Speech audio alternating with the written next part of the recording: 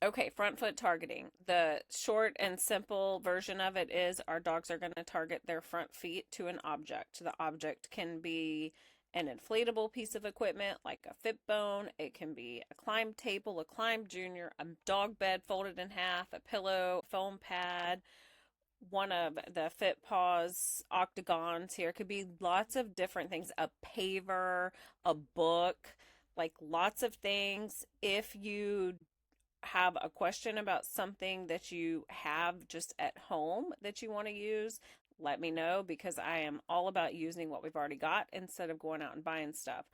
All that we're wanting our dogs to do and understand is target my front feet to this said thing, insert your target there, and then hold still, right? I'm going to pay them for stillness. Stillness is not a lack of energy. Remember, it is controlled energy, and I want my dog to control their energy in the presence of a big distraction, like a bowl full of chicken over here to my right. Can my dog think about this skill? This skill quickly escalates and becomes more than just targeting their front feet to the object, right? Eventually and pretty quickly, this is going to become some weight shifting. I think even in the end of this demo video here, you'll see Teal starting to add in some weight shifting here. We added in pretty quickly, but for this week, for right now, I just want the dog to target their front feet to an object. If you have a gold spot, show me your dog's front foot targeting with the impulse control game. So this is the next level of our impulse control food choice games. You can see right here, I have a food dish. I've got some kibble, some little pieces of steak, I think, and then big hunks of chicken in this bowl.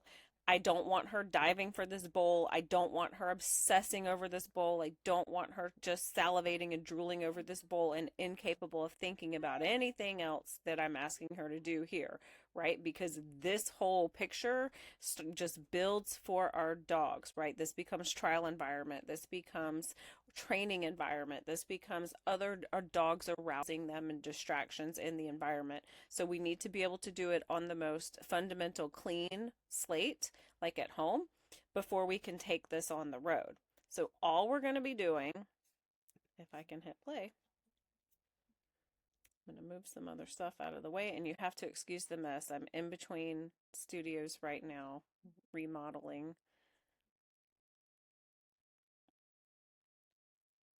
So I've got cookies on both sides here, spin a bag to my left. I've got the bowl here to the right. I like to move it around. We're working on impulse control. I toss cookies behind my dog to reset them frequently.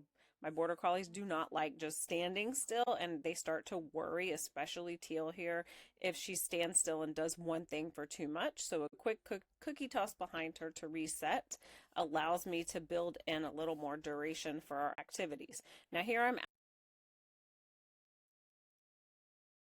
and I don't want to be predictable as to when I'm going to toss the cookie behind her. So I've made her front foot target a little bit higher. It's the only thing that I've changed. Still have some chicken in my bowl over here. Still don't want her to bother that or be obsessed with it or worry about it. And I want her to have some impulse control on her front foot target being still while I break up her pieces of chicken here. Dropping it everywhere as I can see now. I'm going to shake it around, pick up my dropped pieces. She did a great job not coming off of her front foot target to come down to the bowl or grab the dropped cookie, asking for a nose touch. We're getting a little bit of weight shifting. Okay. So this is what we're going to be working on with our front foot targeting.